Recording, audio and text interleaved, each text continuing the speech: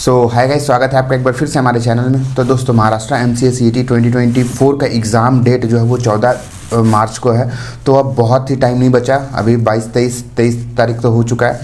तो अब हमें इधर 10 दिन 40 या 45 दिन मान करके चलो, पूरी आपके पास टाइम है हाथ में। तो अभी जो है बहुत सारे बच्चे बोल रहे थे कि अभी मैथ्स में हम वीक है सर, तो हम अभी से स्टार्ट करेंगे तो क्या कौन कौन से टॉपिक्स पढ़ना है, क्या पढ़ना है, हमें एक बार ये बता दो। तो आज हम प्रॉपर एक मैथ्स के टॉपिक को ही आज डिस्कस करने वाले हैं पूरा, कि मैथ्स में जो है हम लोग कैसे 40 से 45 मार्क्स जो है स्कोर कर सकते हैं, 40+ मार्क्स या फिर 45+ मार्क्स जो है हम लोग ग्रैब कर सकते हैं उसमें।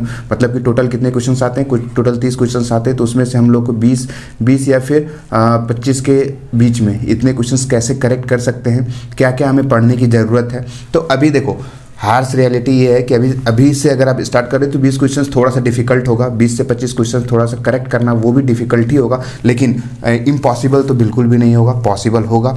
थोड़ा सा मेहनत ज़्यादा करना पड़ेगा, थोड़ी सी जो है कंसिस्टेंसी और लानी पड़ेगी अपनी जो है प्रिपरेशन में। तो वो कैसे कैसे कौन कौन से टॉपिक्स जो है अभी पढ़ने हैं, सिर्फ मैथ्स के लिए हमें बता दो, क्योंकि मैथ्स में हम वीक भी हैं। तो और प्रैक्टिस कहाँ से करनी है, क्या करनी है, तो सारी चीज़ आज डिस्कस करने वाले हैं। ये सिर्फ मैथ्स के होने वाले। इसी तरीके से आपका जो है मैं कोशिश करूँगा रीजनिंग का और फिर इंग्लिश का और कंप्यूटर का मैं लेकर के आऊँ कि कौन कौन से टॉपिक्स जो है वो इंपॉर्टेंट होते हैं। तो मैथ्स का ज़्यादा इंपॉर्टेंट है, तो मैथ्स का देख लो। तो कौन कौन से पहले आपको पूरा सिलेबस पता होना चाहिए कि क्या है नहीं है कौन, और फिर आप पहला तो आप एक चीज़ अभी ये कर सकते हो कि मान लो मैथ्स तो कभी ना कभी पढ़े होगे, 10th में 12th में मैथ्स तो आपको पढ़ा ही होगा। तो मैथ्स बहुत ज़्यादा टफ तो आता नहीं है, छोटा मोटा, मतलब निमसेट के कंपेयर में तो इजी ही है। तो कभी ना कभी तो आपने पढ़ा होगा। तो आप एक अपने मन से सोचो कि हमें कौन कौन से टॉपिक्स जो हैं ईजी लगते हैं, वो टॉपिक्स आप पहले कंप्लीट करो। जो भी टॉपिक्स आपको ईजी लगते हैं वो टॉपिक्स आप पहले कंप्लीट करो। और अभी जो मैं इंपॉर्टेंट बताने वाला हूँ वो तो आपको करनी ही करनी है। तो चलिए सबसे पहले एक बार देख लेते हैं टॉपिक वाइज टॉपिक। तो हमारे पास क्या है, सबसे पहले अलजेब्रा है, ठीक है। तो अलजेब्रा में अब तो अलजेब्रा पूरा अलजेब्रा में भी बहुत सारे हैं। PNC है हमारा, फिर ज्योमेट्रिक है, लॉगरिथम्स है, फिर बाइनोमियल है, फिर क्वाड्रेटिक इक्वेशन है, इंडाइसेस है। तो सब करने की तो ज़रूरत है नहीं, अभी सब कर भी नहीं पाओगे। तो अलजेब्रा में हमें कौन से टॉपिक्स, बहुत बोलते हैं कि बता दो कि कौन से टॉपिक्स है जो करे, एक ना एक क्वेश्चन तो आएगा ही आएगा उससे पक्का। तो वो टॉपिक हमारे हिसाब से होता है PNC करके चले जाओ। एक क्वेश्चन तो इससे 100% आना ही आना है, एक क्वेश्चन कन्फर्म है कि इससे आएगा ही आएगा। PNC हो गया। सबसे पहले देखो, जो मस्ट टू डू टॉपिक है आपको करना ही करना है। तो अलजेब्रा में एक PNC उठा लो। PNC को आपको छोड़ना नहीं है। वो PNC में रिपीटेशन, नॉन रिपीटेशन वाले जो अरेंजमेंट वाले क्वेश्चंस होते हैं ना, वो कर लो। हमने अपने लेक्चर्स में पढ़ा रखा है PNC बहुत अच्छे से, तो जाकर के आप वो देख सकते हो वीडियो। हमारे डॉट बैच में नीचे डिस्क्रिप्शन में लिंक है, जाकर के एक बार एक्सप्लोर करो। PNC के क्वेश्चन छोड़ना नहीं है, और इससे क्वेश्चन आएंगे ही आएंगे, ये तय है, ये 110% है कि ये इससे क्वेश्चन कन्फर्म है कि वो बहुत हाई चांसेस है कि आएंगे ही आएंगे। पर PNC तो आपको मस्ट डू टॉपिक है, करना ही करना है। फिर अगर इसमें से भी और आपको एक और टॉपिक अगर उठाना होगा तो एक क्वाड्रेटिक इक्वेशन उठा सकते हो। क्वाड्रेटिक इक्वेशन से भी 90 to 95% चांसेस है कि हमारा जो है आएगा ही आएगा एक क्वेश्चन PNC अलजेब्रा से। तो अलजेब्रा से 2 क्वेश्चन हो गए, और रेयरली चांस होता है कि APGP और हार्मोनिक प्रोग्रेशन से आता है। तो इसे आप स्किप भी कर दोगे अभी के टाइम पे स्किप भी कर दोगे। ऐसे तो स्किप कोई क्वेश्चन करना नहीं चाहिए, लेकिन अभी आपने स्टार्ट ही किया है, अभी आपके पास कोई कुछ नहीं करने को, आपको बस इंपॉर्टेंट टॉपिक ही करना है। तो आप ये दोनों अलजेब्रा से जो है PNC और क्वाड्रेटिक इक्वेशन करके चले जाओ।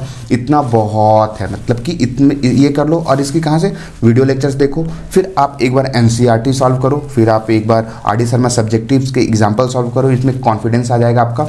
और फिर जो है मॉक टेस्ट है और सब्जेक्ट वाइज टॉपिक वाइज जो टेस्ट है वो दे दो, इनफ है, हो जाएगा इतने में, और कुछ करने की ज़रूरत ही नहीं है आपको। तो अलजेब्रा से हमने 2 टॉपिक बता दिया है, अलजेब्रा से PNC और एक क्वाड्रेटिक इक्वेशन, ये आपको करना ही करना है। और फिर अगर टाइम बचे तो फिर आप ये कर सकते हो, क्या बोलते हैं, APGP कर सकते हो। उससे बाहर क्वेश्चन लॉग का रेयरली आता है। अगर आप पहले से पढ़ रहे होते तो ये सब करके जाते तो कोई दिक्कत नहीं, लेकिन अभी से जो स्टार्ट कर रहा है बच्चा, या फिर अभी आप 10 से 15 दिन या 20 दिन पहले जो स्टार्ट कर रहा है, सिर्फ इंपॉर्टेंट टॉपिक ही चाहिए, मैं वो बता रहा हूँ। फिर बाद में कमेंट में ये मत बोलना कि ये भी है, इससे भी क्वेश्चन आया था, ये आपने नहीं बताया करने के लिए, ये नहीं बताया। ये एक एजम्पशन है, और इससे जो हाई प्रीवियस जो ईयर से जो पैटर्न फॉलो हो रहा है, कौन कौन से टॉपिक से पूछा जा रहा है, मैं उसी पे बता रहा हूँ। तो PNC के क्वेश्चन आएंगे, क्वाड्रेटिक इक्वेशन के क्वेश्चन बहुत हाई चांसेस है कि आने ही आने। तो ये हमारा किसका हो गया, ये हमारा हो गया अलजेब्रा का, ठीक है। अलजेब्रा से हमने 2 टॉपिक बताया, PNC और एक हमारा क्वाड्रेटिक इक्वेशन। PNC तो आपको करके ही जाना है भैया, ये तो छोड़ना ही नहीं है, मैं पहले ही बता रहा हूँ, अभी भी बता रहा हूँ, PNC आपको छोड़ना ही नहीं है। फिर आपका कोऑर्डिनेट पे डायरेक्ट मूव मत हो जाना, मैं बता रहा हूँ कोऑर्डिनेट पे डायरेक्ट मूव मत हो जाना। सबसे पहले हमारा अलजेब्रा के बाद अब आ जाओ डिफरेंशियल इक्वेशन पे। डिफरेंशियल इक्वेशन पे कौन से क्वेश्चंस करने हैं? ऑर्डर और डिग्री वाले, ऑर्डर और डिग्री वाले क्वेश्चंस करने हैं। इस ये करना है। सिर्फ लास्ट ईयर जो है इस पे क्वेश्चंस नहीं आया था, थोड़ा सा टफ पे चला गया था, लेकिन मैं एक अभी डिफरेंशियल इक्वेशन का मैंने लेक्चर भी नहीं लिया है, इसीलिए मैंने डिफरेंशियल इक्वेशन का लेक्चर नहीं लिया है। वो फैब में लूँगा, एक डिफरेंशियल इक्वेशन का, एक प्रोबेबिलिटी का। ये मोस्ट इंपॉर्टेंट है, इससे क्वेश्चंस आते ही आते हैं और ईजी भी है। तो ये दोनों टॉपिक जो है हम लोग फैब में कंप्लीट करेंगे। और फैब लिख दिया है, डिफरेंशियल इक्वेशन लिखना था। तो ये दोनों टॉपिक जो है फैब में कंप्लीट करेंगे। अभी तक मैंने लेक्चर डाला नहीं है इन दोनों का, वो डालेंगे। अगर आप अभी सेल्फ स्टडी कर रहे हो या फिर कहीं से भी कर रहे हो तो आपको डिफरेंशियल इक्वेशन करना है, अच्छे से करना है। ऑर्डर और डिग्री वाले क्वेश्चंस लगाने हैं, कैसे ये कोई इक्वेशन दिया होगा, इसका कितना डिग्री आएगा, कितना ऑर्डर आएगा, इस टाइप के क्वेश्चन जो है आपको वहाँ पर करना ही करना है। ठीक है, तो इतना हो गया। अब डिफरेंशियल इक्वेशन से ये तो एक ही टॉपिक ही है, इसमें ये जितना कर सकते हो। फिर होमोजेनियस को कैसे अरेंजमेंट करते हैं, कैसे डिफरेंस करते हैं, ये सब जो क्वेश्चन है कॉफिशिएंट वाले, ये सब आप करके चले जाना। मतलब ये जितना भी लिखा हुआ है ये करके चले जाना, लेकिन ऑर्डर और डिग्री वाले को छोड़ना मत। इससे क्वेश्चंस आएंगे ही आएंगे। सिर्फ लास्ट ईयर था जो नहीं आया था, लेकिन आएंगे, ऐसा नहीं है कि नहीं आएगा। फिर हमारा ट्रिग्नोमेट्री में अगर बोला जाए तो सिर्फ हाइट एंड डिस्टेंस करके चले जाओ। इससे एक क्वेश्चन फिक्स है, हाइट एंड डिस्टेंस से एक क्वेश्चन तो आएगा ही आएगा, हाइट एंड डिस्टेंस से। और बाकी ट्रिग्नोमेट्रिक करना है आपको तो आप पूरा कर सकते हो, लेकिन हाइट एंड डिस्टेंस आपको इसमें से करना ही करना है। ट्रिग्नोमेट्रिक की क्वेश्चन फार्मूला भी रट के चले जाओगे, इसमें फार्मूला के बेसिस पे भी बहुत सारे क्वेश्चंस आ जाते हैं। तो हाइट एंड डिस्टेंस कर लो और ट्रिग्नोमेट्रिक के जितने भी फार्मूला मैंने करवाया है अपने लेक्चर्स में वो करके चले जाओ। फार्मूला के बेसिस पे बहुत सारे क्वेश्चंस बन जाते हैं। तो फार्मूला अगर आपको याद रहेगा तो बहुत सारे क्वेश्चंस डायरेक्टली फार्मूला बेस्ड ही आते हैं, क्योंकि ये बहुत ज़्यादा टफ है नहीं, ईजी लेवल का एग्ज़ाम है, तो इतना भी टफ नहीं है। तो अगर आप डिमोटिवेट अभी से फील कर रहे हो कि हमसे नहीं होगा, हम छोड़ देते, तो ये सब मत सोचो, ये आराम से आप क्रैक कर सकते हो। अगर 120 130 मार्क्स आ गया तो आपको ऊपर के कॉलेज आराम से मिल जाएगा। और ऊपर के कॉलेज की क्या बात है, आप जाकर के नीचे जो पॉडकास्ट चल रहा है उसका लिंक है, मतलब कि जितने भी लोगों का मैंने पॉडकास्ट लिया है ऊपर के कॉलेजेस वाले, मतलब टॉपर्स टॉक्स जो बोलते हैं, हर एक साल लेते हैं, इस साल भी अभी पॉडकास्ट की सीरीज़ चल भी रही है। तो बहुत सारे बच्चों को मैंने बुला रहे हैं और टाइम जैसे जैसे मिलता है उनका शूट भी कर लेते हैं और उनसे जानने की कोशिश करते हैं कि क्या क्या कैसे क्या करना है, कितनी अच्छी से उनकी जो है नैया पार हो रही है और कैसे इस टाइम को उन्होंने यूटिलाइज़ किया था और अभी क्या चल रहा है, क्या सिनारियो है। तो ये सब चीज़ पॉडकास्ट में हम लोग डिस्कस करते हैं, तो जाकर के पॉडकास्ट भी एक बार जरूर देखो।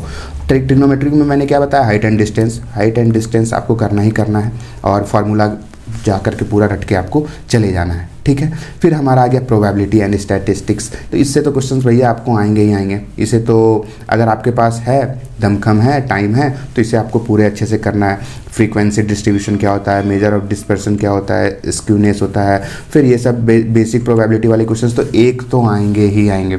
पीएनसी से रिलेटेड वाले वो बॉल वाले 4 रेड बॉल इसमें है, रेड बॉल है, ब्लैक बॉल इसमें है, फिर 4 बॉल निकाले तो ब्लैक की प्रोबेबिलिटी कितनी होगी, इन टाइप के क्वेश्चंस तो आएंगे, बॉल वाले क्वेश्चंस आएंगे, बकेट वाले क्वेश्चंस आएंगे। मैंने ये बता दिया। मान लो कि दो बॉक्स है, इसमें 4 रेड बॉल है और इसमें 4 ब्लैक बॉल है, तो एक रैंडम हम लोग पिक किए, कोई भी एक बॉल निकाले तो बताओ कि ब्लैक बॉल निकलने की प्रोबेबिलिटी क्या है। तो इस टाइप के क्वेश्चंस आपको बहुत देखने को मिलेंगे। तो प्रोबेबिलिटी में ये सब क्वेश्चंस आपको आते हैं। तो अभी मैं लूँगा लेक्चर्स जब डालूंगा उसमें तो बहुत अच्छे से मैं वहाँ पे क्लियर करने की भी कोशिश करूँगा। ठीक है, तो प्रोबेबिलिटी आपको पूरी करनी ही है, प्रोबेबिलिटी आपको पूरी करनी है। जो इंपॉर्टेंट करनी है वो बता रहा हूँ। अभी भी 40 दिन है भैया, एक दिन भी दोगे एक टॉपिक को तो आराम से हो जाएगा आपका। एक दिन भी एक टॉपिक को दोगे। मैथ्स में तो अभी करना ही क्या है, आपको ऊपर के कॉलेज में जाना है तो मेहनत तो करनी पड़ेगी। तो एक टॉपिक आप मैथ्स के दोगे, एनसीईआरटी और जो है आप आरडी सर में सब्जेक्टिव लगाओगे तो खुद ब खुद कॉन्फिडेंस जो आएगा। और बुक अगर आपके पास और एक्स्ट्रा बुक है तो आप लगा सकते हो। मैंने वैसे अपने जो है डॉट बैच में बहुत सारे बुक्स वगैरह जो है डाल रखी हैं, तो आप जाके वहाँ से प्रैक्टिस कर सकते हो। नहीं तो मैं तो बोलता हूँ जो टेस्ट सीरीज़ है वो दो, टेस्ट सीरीज थोड़ा सा, और फिर या कंप्लीट टॉपिक वाइज टेस्ट दो, उससे हो जाएगा। कंप्लीट टॉपिक वाइज टेस्ट में भी मैंने बहुत सारे क्वेश्चंस कवर कर रखे हैं वहाँ पे भी। ठीक है, तो वो हो गया। प्रोबेबिलिटी में ये करना है। फिर आपको क्या है, अभी अर्थमेटिक में तो आएंगे ही आएंगे। अभी उससे के बाद फिर हमारा क्या बच गया, कोऑर्डिनेट भी करोगे। कोऑर्डिनेट भी मैंने बहुत अच्छे से वहाँ पे लाइन का कॉन्सेप्ट है, एलिप्स का, हाइपरबोला का, ये सब का कॉन्सेप्ट मैंने वहाँ पे बता रखा है। तो डिस्टेंस फार्मूला पे एक क्वेश्चन देखने को आपको मिल सकता है। डिस्टेंस फार्मूला आप अच्छे से करके जाना। फिर आपका एलिप्स या हाइपरबोला दोनों में से एक क्वेश्चन आपको यहाँ पे देखने को मिलेगा।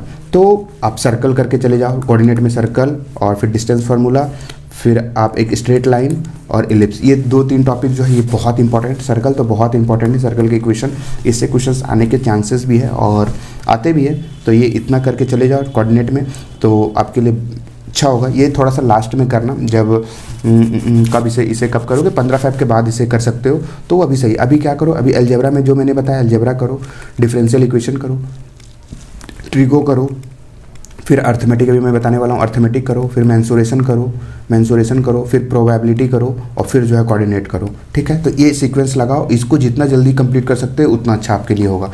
तो यहाँ पे देखो क्या होगा, अगर मान लो कि आपका मैथ्स पूरा ही वीक है, तो आपका अर्थमेटिक अगर अच्छा है, आप 8th में 9th में ये सब में आप पढ़े होगे अर्थमेटिक, तो आप कभी ना कभी अर्थमेटिक आप जब पढ़े होगे तो अर्थमेटिक पे ध्यान लगा दो, क्योंकि अर्थमेटिक से सिर्फ 8 से 9 क्वेश्चंस आपको देखने को मिलेंगे। इवन आप 10 क्वेश्चंस मान लो, ये अप्रॉक्स अर्थमेटिक से 8 से 10 क्वेश्चंस आपको देखने को मिलेगा।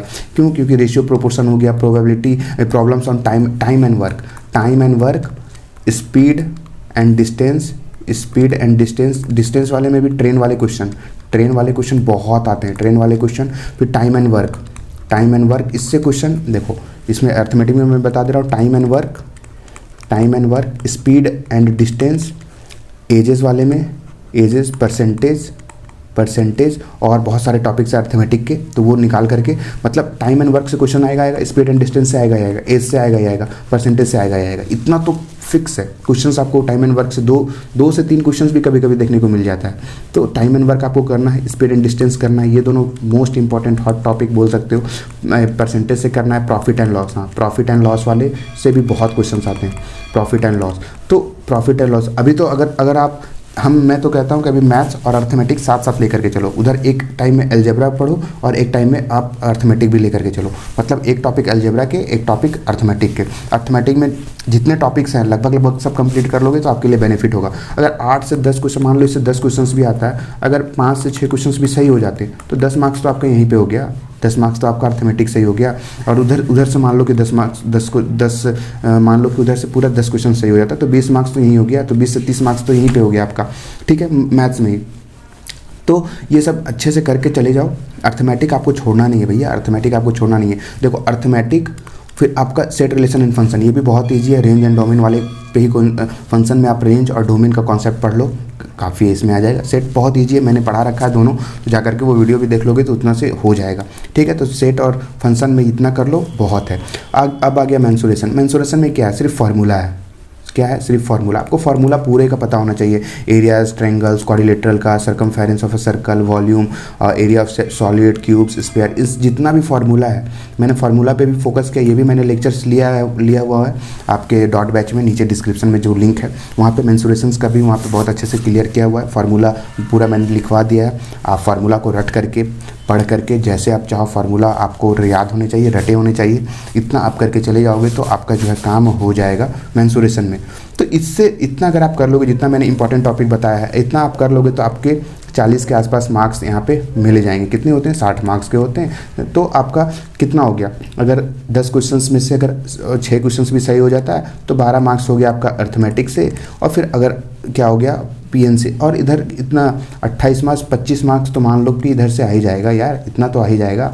तो 35 से 40 मार्क्स जो है आपका यहाँ से स्कोर करने लायक है अभी भी। मतलब ये नहीं है कि ये कन्फर्म है 35 से 40 मार्क्स आ ही जाएगा, लेकिन अभी भी पॉसिबल है कि आप सिर्फ मैथ से जो है 40 मार्क्स उठा सकते हो। और मैथ से जो अब 40 मार्क्स उठा लो, फिर रीजनिंग और कंप्यूटर तो भैया आपके हाथ में है।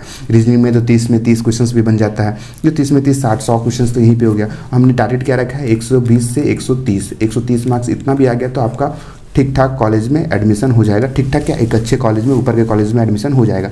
तो अब क्या करो, आप टारगेट सेट करो। जैसे 30 क्वेश्चंस मैथ्स के आते हैं, तो आप टारगेट करोगे कि 20 क्वेश्चंस हमारे कम से कम सही होना चाहिए।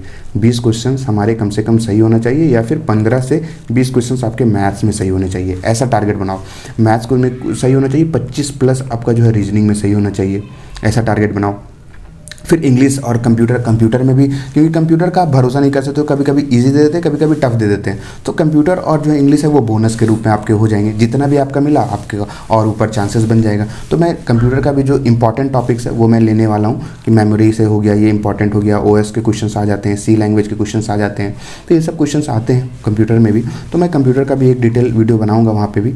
तो यहाँ पर हम लोगों ने क्या किया, हम लोगों ने यहाँ पर देख लिया अलजेब्रा में कौन कौन से पढ़ना है, फिर आपका ट्रिग्नो में क्या पढ़ना है, प्रोबेबिलिटी में क्या क्या पढ़ना है, फिर आपका कोऑर्डिनेट में क्या क्या पढ़ना है, अर्थमेटिक में क्या क्या पढ़ना है, मैंने डिस्कस कर दिया यहाँ पे। तो एक बार जाओ देखो और इस पे को एग्जीक्यूट करके देखो, एक बार पढ़ो, फिर एनसीईआरटी सॉल्व करो, फिर आरडीएसआर में सब्जेक्टिव करो, फिर आप एक देखोगे, फिर आपका टेस्ट सीरीज में बनना स्टार्ट हो जाएगा, तो अच्छे मार्क्स आना स्टार्ट हो जाएगा। और टेस्ट सीरीज में देखो, अगर आपके पास कॉन्सेप्ट क्लियर है तो टेस्ट सीरीज में अगर कम मार्क्स भी आ रहे हैं तो कोई बात नहीं है। जितना आपके पास, मान लो कि अगर आपका 80 मार्क्स आ रहा है यहाँ पे टेस्ट सीरीज में, तो आपका वहाँ पे 110 115 आप आराम से स्कोर कर लोगे एग्जाम में, क्योंकि टेस्ट सीरीज थोड़ा सा टफ होता है, मॉक टेस्ट थोड़ा सा टफ देते ही है, हम लोग भी टफ ही दे रहे, कोई भी मॉक टेस्ट लोगे तो थोड़ा सा स्लाइटली टफ रहता ही है। तो आप अगर आप मॉक में स्कोर कर रहे हो जितना, तो उससे 10 से 15, 15 से 20 मार्क्स आप बढ़ करके आराम से आ जाएगा। तो आप लोग ये मत सोचो कि हमारा 80 आ रहा है तो 80 ही आएगा मॉक में, ऐसा नहीं होता है। मॉक में थोड़ा सा डिफिकल्ट दिया ही जाता है। तो मॉक में अगर आ रहा है मार्क्स तो आपको मेन एग्जाम में जो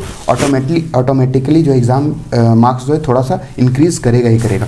तो बस आप अपने कॉन्सेप्ट को क्लियर रखो, और कॉन्सेप्ट क्लियर रहेगा तो कुछ भी क्वेश्चन है आपको बनेगा ही बनेगा एग्जाम में। तो ऐसा नहीं है, आप जाओ आराम से, जो जो इंपॉर्टेंट टॉपिक्स मैंने बताया है वो एक बार गो थ्रू करो, रिपीट करो बार बार, अभी भी टाइम है, आराम से आप मेहनत करोगे तो हो जाएगा। तो जाओ करो, और फिर all the best for your examination. बहुत ही जल्दी मैं रीजनिंग का और फिर कंप्यूटर का लेकर के आऊँगा, ठीक है। तो इतना करो, और जो है जो भी डाउट है आप नीचे डिस्क्रिप्शन में सभी चीज़ों का लिंक है, आप हमारे डॉट बैच कोई भी ज्वाइन कर सकते हो, सभी चीज़ वहाँ पर अवेलेबल है। तो जाओ एक बार और हमसे फिर कॉन्टैक्ट करो। Thank you.